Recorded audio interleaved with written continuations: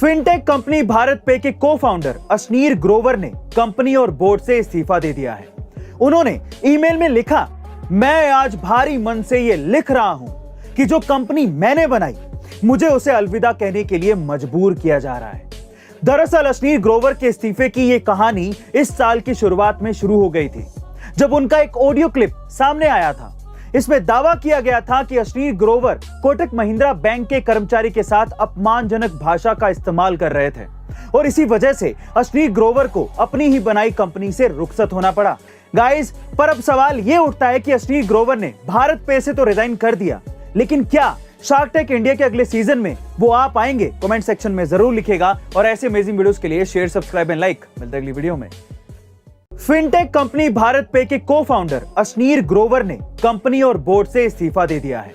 उन्होंने ईमेल में लिखा, मैं आज भारी मन से ये लिख रहा हूं कि जो कंपनी मैंने बनाई मुझे उसे अलविदा कहने के लिए मजबूर किया जा रहा है। दरअसल अशनीर ग्रोवर के इस्तीफे की ये कहानी इस साल की शुरुआत में शुरू हो गई थी, जब उनका एक ऑडियो क्लिप सामने आया था। इसमें दावा किया गया था कि अशनीर ग्रोवर कोटक महिंद्रा बैंक के कर्मचारी के साथ अपमानजनक भाषा का इस्तेमाल कर रहे थे और इसी वजह से अशनीर ग्रोवर को अपनी ही बनाई कंपनी से रुखसत होना पड़ा। गाइस, पर अब सवाल ये उठता है कि अशनीर ग्रोवर ने भारत पे से तो रिजाइन कर दिया, लेकिन क्या शार्क टैंक इंडिया के अगले सीजन में वो आ पाएंगे? कमेंट सेक्शन में जरूर लिखेगा और ऐसे अमेजिंग वीडियोस के लिए शेयर, सब्सक्राइब एंड लाइक। मिलते हैं अगली वीडियो में। फिनटेक कंपनी भारत पे के को फाउंडर अशनीर ग्रोवर ने कंपनी और बोर्ड से इस्तीफा दे दिया है।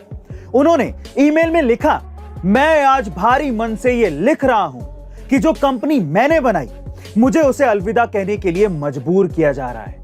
दरअसल अशनीर ग्रोवर के इस्तीफे की ये कहानी इस साल की शुरुआत में शुरू हो गई थी, जब उनका एक ऑडियो क्लिप सामने आया था।